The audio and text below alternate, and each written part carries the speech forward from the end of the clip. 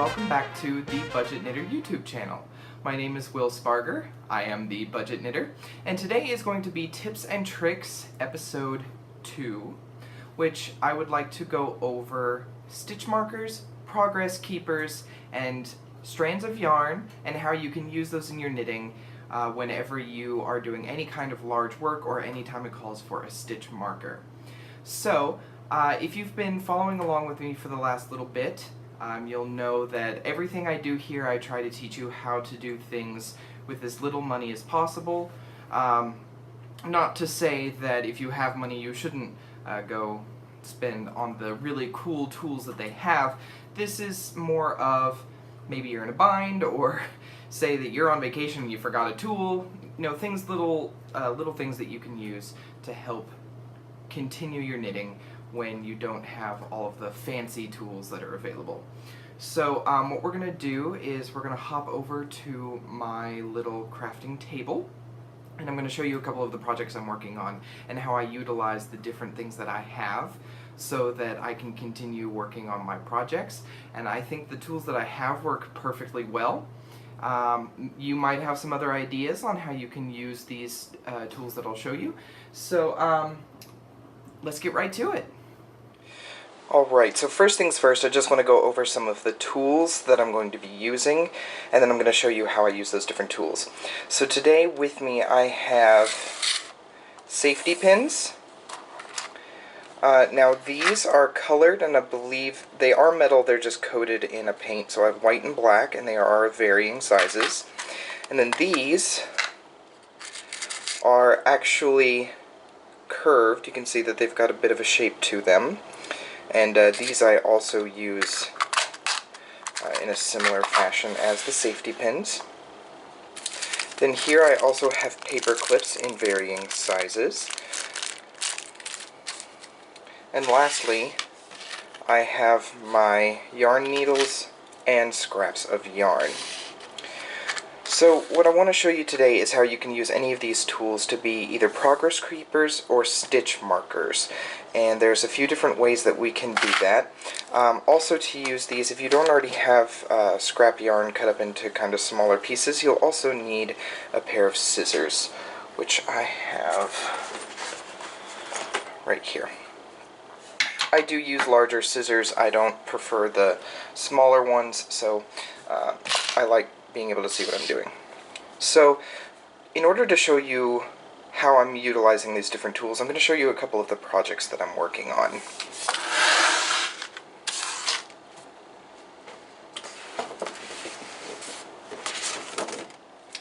Alright, if you watched my first podcast, this project is my 10-stitch blanket. And it's going out of focus there a little bit, but this is my 10-stitch blanket. This is the first large project I ever worked on, and it's got about 4 different yarn thicknesses in here because it was kind of a scrap blanket. So the way this works, there's a great tutorial by Stacy from Very Pink Knits on how to make this. And so you're knitting up the edge and you're connecting it here, and then at every corner you do a mitered corner.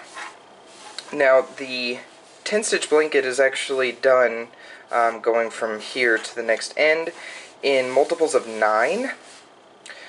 So in order to keep track to make sure I had the right number of stitches, I would always put in some kind of marker here so that if I needed to rip back, I only had to go back 9 rows. So what I did originally is I used scrap yarn. And what I would do is I'd cut me a piece just a couple inches long, like that. Then I would take one of my yarn needles, and I would just thread that on there.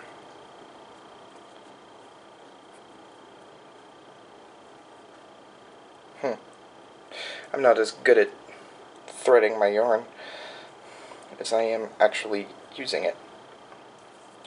Okay. So, what I would do is I would knit row 1 of the 9 repeat, and then I would take my needle.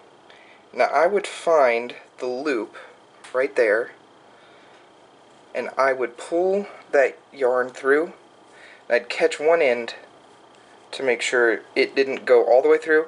I'd pull the other end through, like that. And then I would knit my next row, and then this would stay in for 9 rows. And then after I got to the first of the next 9, I'd take it out of here and move it to the next one. Now, to make sure that I was on track for 9, and I wanted to make sure I had 9 the entire way, I would take a safety pin,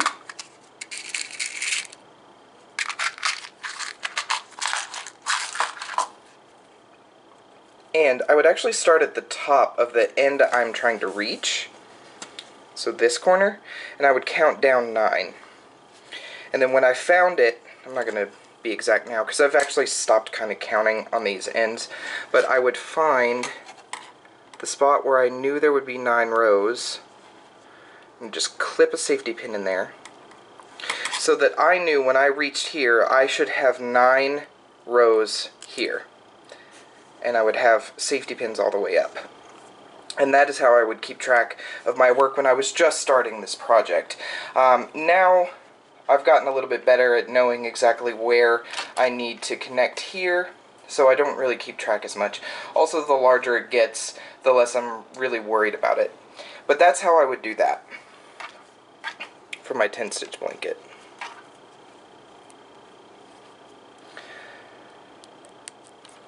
So this, of course, is a flat piece. I want to show you how things work in a piece going in the round.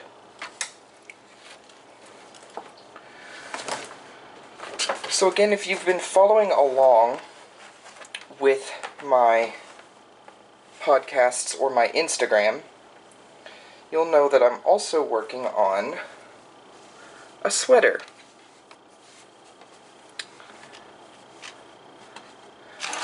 And this is actually a bit larger than I remember it being. This is the one project I can work on without actually looking at.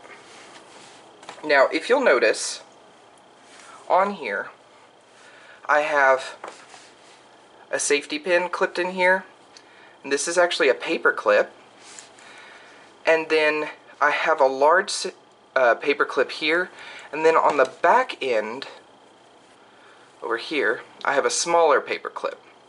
Now, for this sweater project, I have to keep track of where the front and back sleeves are. So this is the beginning of my round, so I have the large paper clip. And this is where my other sleeve will be joined later, so I'm using a smaller paper clip. Now, I wanted to know how far I was getting, so all I did is I clipped a safety pin here and a paper clip because I didn't have another safety pin at the time. I just kind of slid it in the front of one of those stitches, just so that I could keep track of where I'm going. I'm up to 30 centimeters, I need to get to 42 centimeters. My project is in metric, and I didn't feel like going and trying to convert it. So this is one way to keep track of your progress using those tools. If you wanted, you could do something similar with your scrap yarn. Oh, where's my smaller piece? There it is.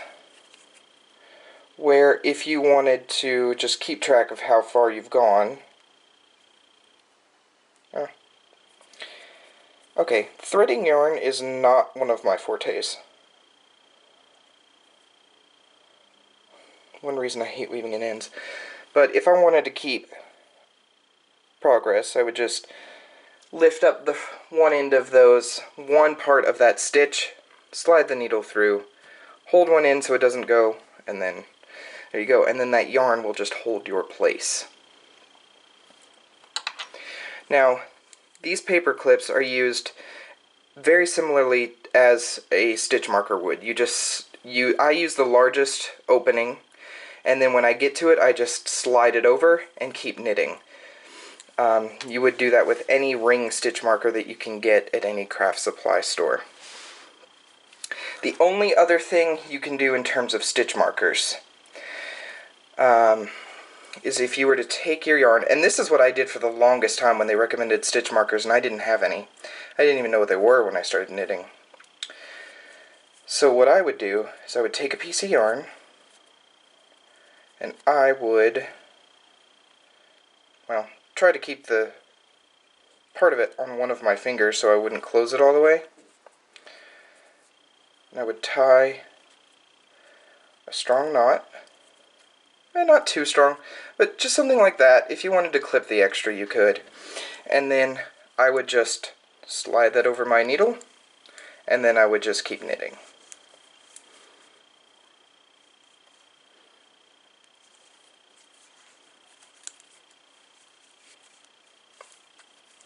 Just like that. And the great thing about yarn is if you accidentally stitch it into your work, you can just cut it out.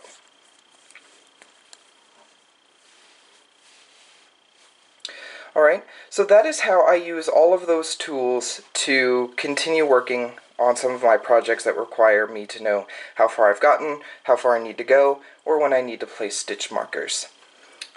Now for the colored safety pins, sometimes I use these just so I know where the front or the back is, or I need something contrasting, just so that I know. And that's why I have colored safety pins too. If you wanted paper clips, you can also go to Walmart or any office supply store and get those colored paper clips. Those are great too, because sometimes you do want something colorful to mark the beginning of a round, or maybe you need to use like 10 or 15 different stitch markers, and having different colors is a great way to keep track of where you are. Thank you everyone for joining me today. I hope that little tutorial, how to do type of thing, I hope that helps you for your future knitting projects. If you have any questions, please leave me a comment in the comment section below. I'd be happy to try and answer any of those questions that you may have. If you can think of some other tools that do the same sort of functions or have the same functions, what are some of the things that you've used that I didn't mention? I would love to be able to update that in my next podcast. So thank you again for joining me, and be looking for the next update of my personal knitting within 1 week, hopefully next weekend. If not next weekend, I believe I'm going actually to Gatlinburg, so it may not be over the weekend, it may be a little bit later. But yeah, so thank you again, and I hope you have a wonderful time with your knitting, and I will see you guys again soon. Bye!